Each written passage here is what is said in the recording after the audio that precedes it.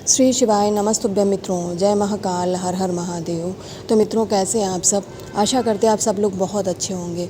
मित्रों, आप सब लोगों को पता है कि 18 तारीख से धनतेरस लग रही है और जो 5 दीपक 5 जगह वाला विशेष उपाय है, जो कि हमें धनतेरस के दिन से लगातार 5 दिन जलाने होते हैं। इससे साल भर माता लक्ष्मी की कृपा आप सभी लोगों के ऊपर बनी रहती है। दीपावली के दिन माता लक्ष्मी का हमें आशीर्वाद मिलता है और हमारे घर में कभी भी परेशानियां नहीं होती। तो वो कौन सी 5 जगह जहां हम 5 दीपक लगाएंगे, आप लोग बहुत ध्यान से समझिएगा।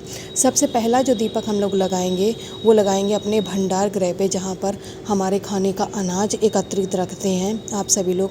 तो ध्यान रखिएगा, भंडार गृह में आपको जाना है और प्रदोष काल के समय एक दीपक लेकर जाना है और मिट्टी का दीपक प्रयोग में लिया जाएगा। आटे का दीपक बिल्कुल भी नहीं लगाना है। ध्यान रखिएगा मित्रों, जो मिट्टी के दीपक में आप बाती प्रयोग करेंगे वो लंबी बाती का प्रयोग किया जाएगा, गोल बाती का नहीं, ठीक है। और इस दीपक को लगाने के लिए आप सभी लोग सरसों के तेल का प्रयोग करेंगे। घी या फिर तिल के तेल का प्रयोग बिल्कुल भी हमें नहीं करना है। तो आप लोगों को करना क्या है, एक मिट्टी का दीपक लेना है, उसमें लंबी बाती। अब आप लोग सोच रहे होंगे कि लंबी बाती ही क्यों?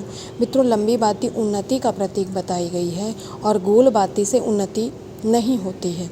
लंबी बाती से उन्नति होती है। और आप सभी लोग जब भंडार गृह के पास दीपक लगाएंगे, इससे साल भर आपके घर में अनाज की कमी नहीं होगी। आपके अनाज में बढ़ोतरी होगी, अनाज भी आपका बढ़ेगा, आपके घर में खाने की कमी नहीं होगी।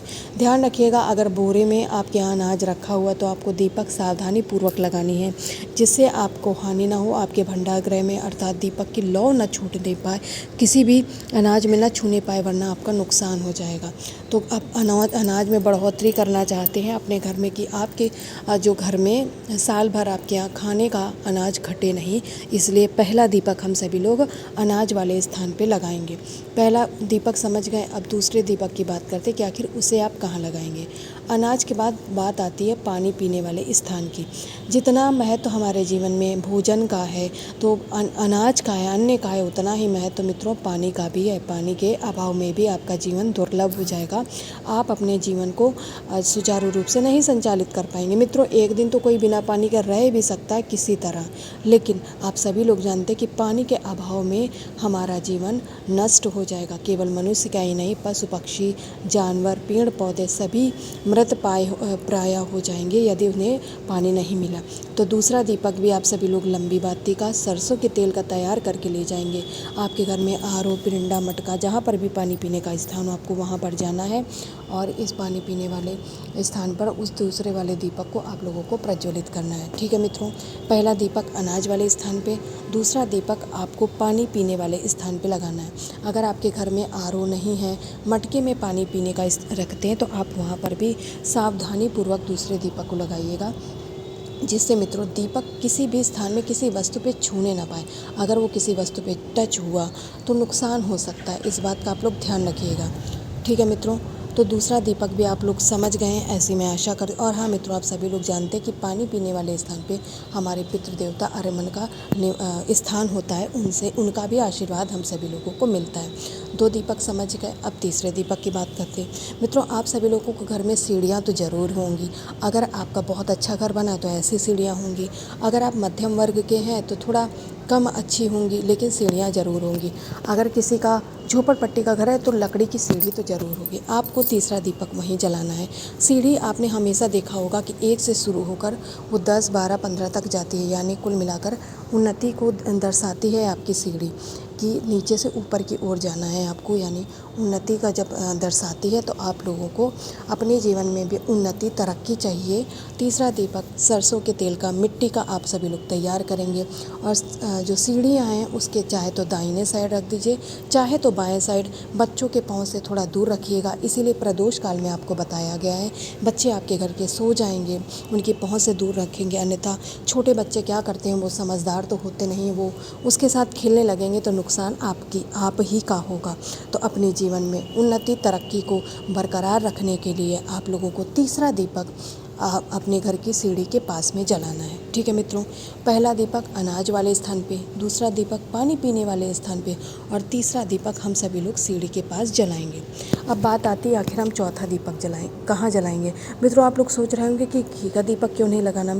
क्योंकि घी का दीपक जो लगाया जाता है वो माता लक्ष्मी के स्थान पर लगाया जाता है। यहाँ हम सभी लोग अपने जीवन की उन्नति तरक्की के लिए किसी न किसी रूप में दीपक को आप लोग लगा रहे हैं। तो 3 दीपक लगा चुके, अब चौथे दीपक की बात करते हैं। चौथा दीपक जो मित्रों हम सभी लोग लगाएंगे वो आपके घर का जो मुख्य दरवाज़ा होता है। देखिए, किसी किसी के यहाँ लकड़ी के दरवाजे होते हैं, हर किसी के घर में लोहे के दरवाजे नहीं लगे होते हैं। तो आप लोगों को ये मत सोचिएगा जो आपका घर का मुख्य दरवाज़ा अगर लकड़ी का है तो आप लोग सोचिए हमारे घर में तो लकड़ी का है, हम कैसे लगाएं, या फिर जो सोचे हमारे घर में लोहे का है, हम लगाएं या ना लगाएं। लोग क्या करते हैं, एक दूसरे से जब बातचीत करते हैं हर कोई अपनी अपनी राय आप लोगों के समक्ष रखता है। तो आप लोग ये मत सोचा करिए कि हमारे घर में लोहे का नहीं है तो हम नहीं लगा सकते। आपके घर का मुख्य दरवाज़ा होना चाहिए, वो चाहे लोहे का हो चाहे लकड़ी वाला स्थान हो, आपको वहीं, और घर के अंदर की तरफ नहीं। जैसे ही घर के अंदर प्रवेश करते हैं आप दाहिने साइड में या बाएं साइड किसी भी तरफ आप इस दीपक को लगा सकते हैं। ध्यान रखिएगा, मैंने आप लोगों को पहले ही बता रखा है कि सरसों के तेल का दीपक होगा और लंबी बाती का प्रयोग किया जाएगा। 5 दीपक में आपको सरसों के तेल का ही लगाना है और लंबी बाती का ही प्रयोग करना है। इस बात का आप लोग ध्यान रखेंगे, मैं बार बार इसीलिए इस बात को बता रही हूँ।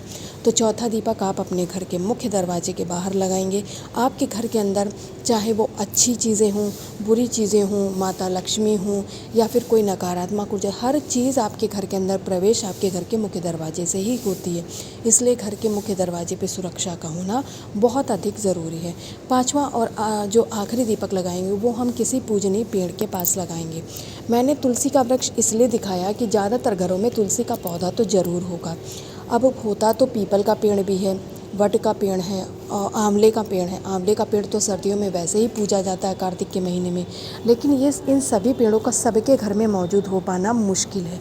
इसलिए जो तुलसी का पौधा है वो ज़्यादातर 90% घरों में ज़रूर मिलेगा। हिंदू धर्म के लोगों के घर में तो होगा ही होगा। इसीलिए मैंने यहाँ पर तुलसी के पौधे के पास दीपक को लगाने के लिए बोला है। बाकी यदि आपके घर में आंवले का है तो आप वहाँ पर भी लगा सकते हैं। आपको दीपक 1 लेना है तो उसमें सरसों का तेल लेना है और लंबी बाती लगानी है। मित्रों, जैसा कि मैं आपको बार बार बता रही हूँ कि 5 पौधे होते हैं पूजनीय, आप उनमें से जो भी आपके घर में हो वहाँ पर लगा दीजिएगा। ज़रूरी नहीं कि तुलसी माता का पौधा नहीं है तो हम इस उपाय को छोड़ दें। अगर नहीं आपके घर में आंवले का है, क्योंकि बहुत सारे लोग उपाय करते हैं तो अपने घर में सुविधा के लिए गमले में लगा लेते हैं। आपके घर में भी यदि मौजूद है तो आप वहाँ पर लगाइएगा। तो इस तरीके से 5 अलग अलग स्थानों में हम 5 दीपक लगाएंगे। इसे पूरे 5 दिन लगातार। इससे क्या होगा, आपके घर में सुख समृद्धि शांति भी आएगी और माता लक्ष्मी का भी आशीर्वाद आप सभी लोगों को मिलेगा। ठीक है मित्रों, तो मैंने अपनी तरफ से पूरा प्रयास किया आप लोगों को 5 स्थानों को अच्छे से समझाने का। यदि आप सभी लोग समझ गए होंगे तो धनतेरस से लगातार 5 दिन आप इस 5 दीपक वाले उपाय को ज़रूर करिएगा। माता लक्ष्मी का आशीर्वाद आप सभी लोगों को मिलेगा और आपके जीवन की परेशानियाँ दूर हो जाएंगी। तो जाते जाते कॉमेंट सेक्शन में महादेव जी का कोई सा भी प्यारा नाम लिख के जाइएगा मित्रों। माता रानी का आशीर्वाद बना रहे। श्री शिवाय, नमस्तुभ्यं।